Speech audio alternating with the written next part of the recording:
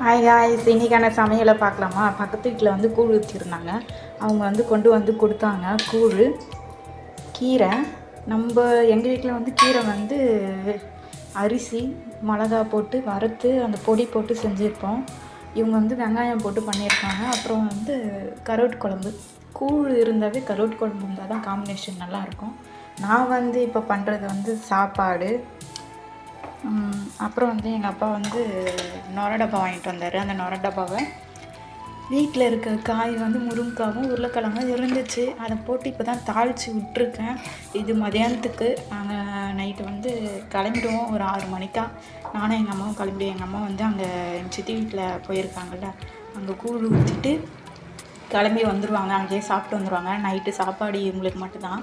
எங்கள் அண்ணாவும் அங்கேயே சாப்பிட்டு வந்துடுவான். அதனால் எங்கள் அப்பாவுக்கு மட்டும்தான் நைட்டு இந்த குழம்பு. நான் இப்போ மதியானம் கொஞ்சம் சாப்பிடுவேன். நைட்டு இருக்கும், அவ்வளோதான். சிம்பிளாக வச்சுருக்கேன். அது கொஞ்சம் வேகணும். வெந்துட்ட பிறகு உங்களுக்கு அப்புறமா ஒரு கிளிப்பை ஆட் பண்ணுறேன். ஓகே, பாய் பாய்.